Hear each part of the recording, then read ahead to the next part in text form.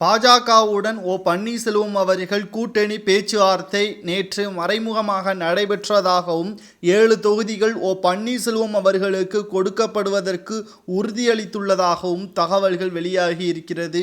இந்த நிலையில்தான் மீண்டும் அடுத்த வாரம் பிரதமர் மோடி அவர்கள் தமிழகம் வரவுள்ள நிலையில் அனைத்து பாஜக கூட்டணி கட்சிகளுடன் இணைந்து பிரதமர் மோடி அவர்களை சந்திப்பதற்கும் திட்டம் தீட்டி வருகிறது பாஜக தலைமை. இந்த நிலையில்தான் பன்னீர்செல்வம் அவர்களுக்கு 7 தொகுதிகள் ஒதுக்கீடு செய்யப்படுவதாக பேச்சுவார்த்தையின் இறுதிக்கட்ட முடிவு செய்யப்பட்டதாகவும் அதிகாரப்பூர்வமான அறிவிப்பு இன்று மாலை வெளியாகும் என்றும் கூறப்படுகிறது.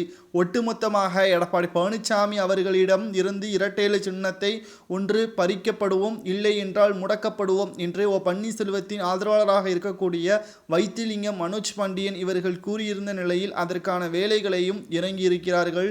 ராம்குமார் ஆதித்யன் என்ற வழக்கறிஞர் மூலமாக தேர்தல் ஆணையத்திற்கு கடிதம் ஒன்று வழங்கப்பட்டிருக்கிறது. எடப்பாடி பழனிசாமி அவர்கள் பிஃபார்மில் கையொப்பம் இடக்கூடாது, இரட்டை இலை சின்னத்தை இந்த வேட்பாளருக்குத்தான் ஒதுக்க வேண்டும் என்ற படிவத்தில் எடப்பாடி பழனிசாமி அவர்கள் கையொப்பம் இட முடியாது என்றும் அவரது பொதுச்செயலாளர் பதவிற்கான வழக்கு நீதிமன்றத்தில் நடந்து கொண்டிருக்கக்கூடிய நிலையில் அந்த படிவத்தில் ஒன்று பன்னீர்செல்வம் அவர்கள் ஒருங்கிணைப்பாளர் என்ற முறையில் கையொப்பம் இட வேண்டும், இல்லை என்றால் அதிமுக அவைத்தலைவர் தமிழ்மகன் உசேன் அவர்கள் கையொப்பம் இட வேண்டும் என்று ராம்குமார் ஆதித்தன் தற்பொழுது தேர்தல் ஆணையத்திற்கு கடிதம் ஒன்று எழுதப்பட்டிருக்கக்கூடிய நிலையில் தேர்தல் ஆணையமானது இதற்கு பதில் கடிதமும் அனுப்பப்பட்டிருக்கிறது. இந்த நிலையில் பன்னீர்செல்வம் அவர்கள் ஒருங்கிணைப்பாளராக இருக்கக்கூடிய நிலையில் அவரே பிஃபார்மில் கையொப்பம் இடலாம் என்று கூறப்பட்டிருக்கக்கூடிய நிலையில் உடனடியாக எடப்பாடி பழனிசாமி தரப்பினர் அதிமுகவிலிருந்து நீக்கப்பட்டவர் எப்படி கையொப்பம் இட முடியும் என்று தற்பொழுது மீண்டும் ஒரு கடிதம் எழுதியிருப்பதால் பரபரப்பு ஏற்பட்டிருக்கிறது. இதனால் இரட்டை இலை சின்னம் முடக்கப்படலாம் என்றும் கூறப்படுகிறது.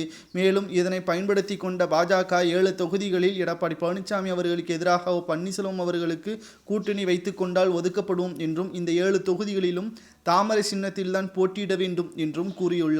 பன்னீர்செல்வம் அவர்களது மகன் பி. ரவீந்திரநாத் அவர்கள் தற்பொழுது நாடாளுமன்ற தேர்தலில் மீண்டும் போட்டியிடுவதாக அறிவிக்கப்பட்டிருக்கிறது. தேனி தொகுதியில் வெற்றி பெற்ற தொகுதியில் மீண்டும் பி. ரவீந்திரநாத் அவர்கள் போட்டியிடுவதற்கான ஏற்பாடுகளை பாஜக செய்து வருகிறது. இரட்டை இலை சின்னம் இல்லாமல் முதல் முறையாக தாமரை சின்னத்தில் பி. ரவீந்திரநாத் அவர்கள் போட்டியிட்டால் நிச்சயமாக வெற்றியடைந்தால் மத்திய அமைச்சர் பதவியை நாங்கள் தருகிறோம் என்று பன்னீர்செல்வம் அவர்களிடம் நேற்று ரகசிய பேச்சுவார்த்தை நடத்தியிருக்கிறது. இதற்கு பன்னீர்செல்வம் அவர்கள் ஆதரவாளர்களுடன் ஆலோசனை செய்து முடிவு சொல்ல உள்ளதாகவும் இன்று மாலைதான் அதிகாரப்பூர்வமான அறிவிப்பு பன்னீர்செல்வம் தரப்பிலிருந்து வெளியாகும் என்றும் எதிர்பார்க்கப்படுகிறது.